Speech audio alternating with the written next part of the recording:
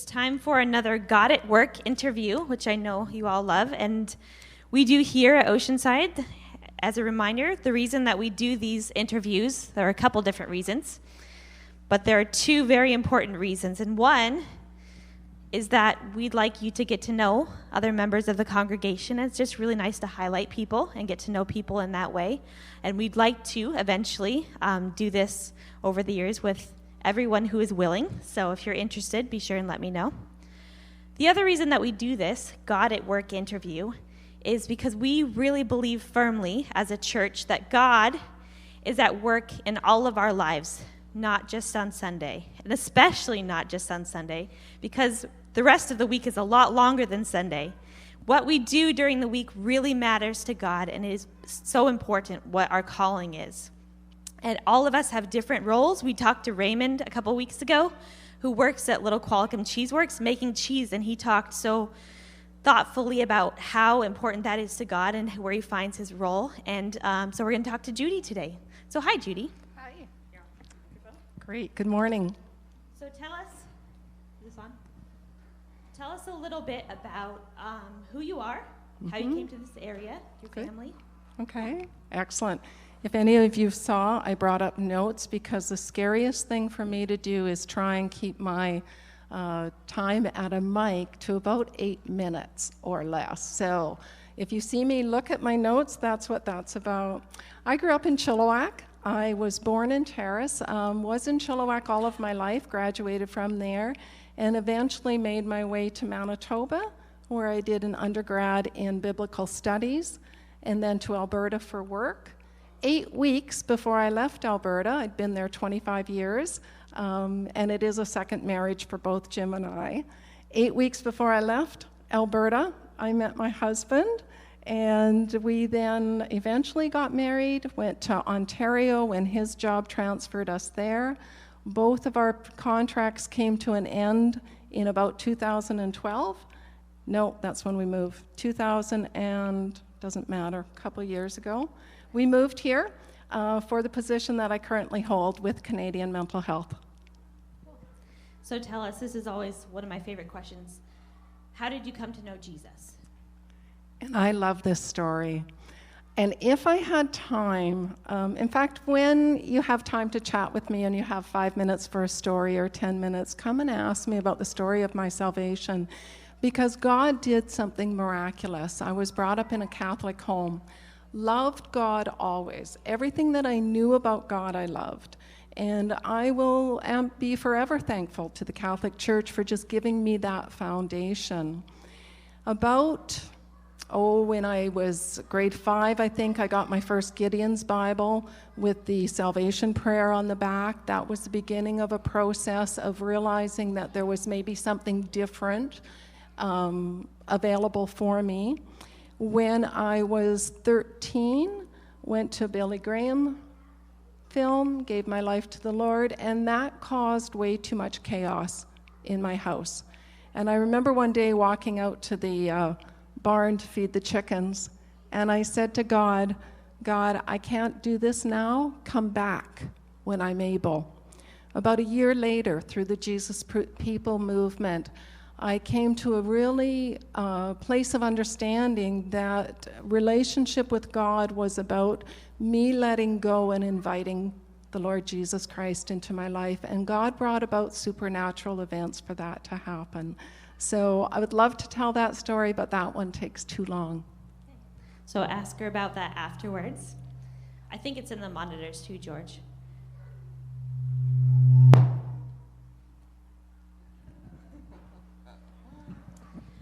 So what fills most of your week? Tell us, what do you do? What are you passionate about? Those of you who know me already know what I'm passionate about, which is suicide prevention. I am blessed to work in the field of suicide prevention. I've worked in crisis and suicide intervention for about 25 years. When I went back to school in my late 40s, and took my Master of Arts in Counseling and Psych, I did everything that I could do to study around suicide. And I am passionate about that, and in a bit you'll hear why. So my days right now, at one point I was blessed to work as the child and youth suicide clinician with Vancouver Coastal Health and a crisis team. So my heartbeat is around children and youth who struggle at suicide. That will always remain with me. Right now my focus, I work as the regional coordinator with Canadian Mental Health Association in a community gatekeeper training project, which is a wonderful name that tells you nothing, which is really too bad. It is all about suicide prevention. The role I fill is to bring suicide awareness, suicide training to communities, to help communities in their suicide prevention efforts. And that's all I'm going to say about that. But I want to highlight here World Suicide Prevention Day. It is happening across the world today with the theme of take a minute, change a life. And in a few minutes, I'm going to be suggesting ways to spend a few of your minutes. In Canada, there are 3 people today who will die by suicide. 3 Canadians today will kill themselves. When we look at statistics, 210 individuals will act on suicide thoughts today. In British Columbia, 2015, we had 614 people die by suicide.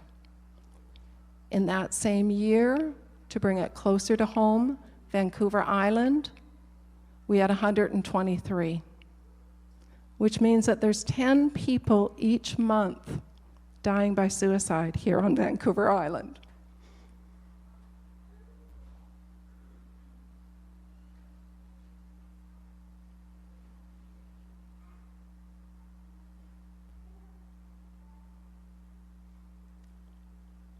Sorry.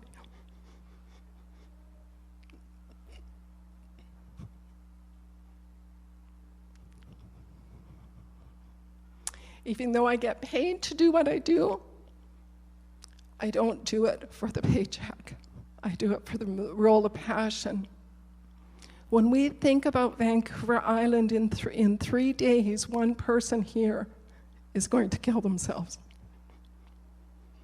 And so when I think of World Suicide Prevention Day with this year a theme of take a minute, change a life, I think about something that happened to me at the doorway this morning when someone came in and gave me a compliment and a word of encouragement. And I'm thinking about how precious those words of encouragement are.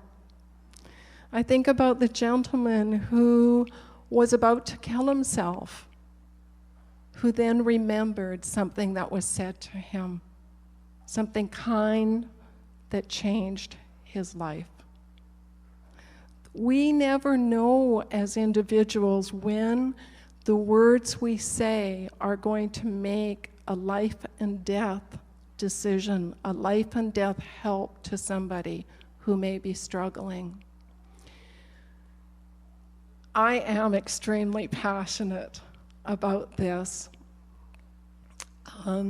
I said that I would give to you some ways to use some of your minutes. Well, beyond taking a minute and changing a life and being concerned and considerate and compassionate and loving and encouragement, I'm going to suggest that you might want to come and spend about 60 minutes with me tomorrow evening at the Cowichan Library in Duncan. And I'll be at the back later if you want more details on doing a suicide presentation on suicide awareness, or you might want to join me for 240 minutes on October the 3rd here in Parksville on a suicide awareness presentation and workshop on how do we recognize those that are struggling with suicide and how do we start that conversation about suicide. And then once we've started that conversation and we've asked about suicide and people have said yes, then what do we do? So come join me, 240 minutes on October the 3rd in Parksville.